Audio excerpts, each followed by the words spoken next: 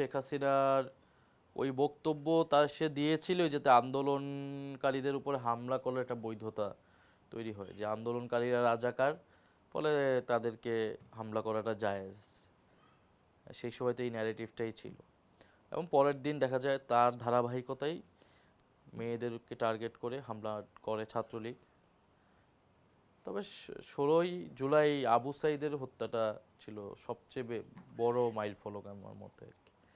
কারণ আবু সাইদের হত্যা বা তার শাহাদাত বরণ, সেটা যেমন লাখ লাখ তরুণকে, সাধারণ মানুষকে অনুপ্রাণিত করেছে, ক্ষুব্ধ বিক্ষুব্ধ করে তুলেছে, এবং এইটাকে তখন আর এটা ন্যায় বিচারের আন্দোলনে পরিণত হয়েছে কোটা সংস্কার থেকে। আমাদের আমরা একই 1লা আগস্ট মোস্ট প্রবাবলি আমরা ডিবি অফিস থেকে মুক্তি পাই। তো এরপরে আমরা বের হয়ে যতটুকু, আমি তো তখন অসুস্থ, যেহেতু অনশনরত অবস্থায় আমরা মুক্তি পাই 1লা আগস্ট। আমি অসুস্থই ছিলাম, পুরো তেমন সেন্স কাজ করতেছিল। 2রা আগস্ট যখন পুরো দেশের পরিস্থিতি আমরা বুঝতে পাই, তখন আমরা যাদের সাথে সমন্বয় করার সুযোগ পাই, তাদের সবার সাথে কথা বলে যে এটা আসলে একটা ফাইনাল জায়গায় চলে এসেছে, চূড়ান্ত জায়গায়। আমরা আগের থেকেই আমাদের একটা চিন্তা ছিল 16 আগস্টের পর, 16ই জুলাইয়ের পর থেকে, যে আমাদেরকে এরকম একটা জায়গায় যেতে হবে, কিন্তু সেটা কখন কিভাবে এটা আমরা সেটার অপেক্ষায় ছিলাম।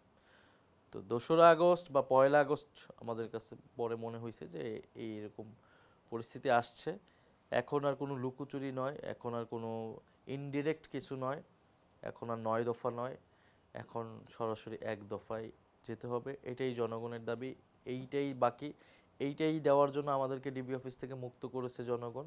এটাই আমাদের লাস্ট টাস্ক এই অভ্যুত্থানে, যে বৈষম্যবিরোধী ছাত্র আন্দোলনের পক্ষ থেকে আনুষ্ঠানিকভাবে এই সরকারের বিরুদ্ধে আমাদের 1 দফার ঘোষণা।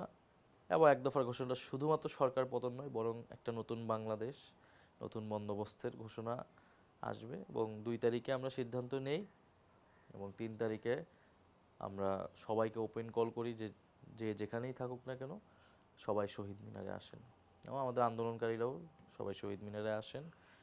এবং আমরা এক একজন এক এক জায়গা থেকে তখন শহীদ মিনারে আসি।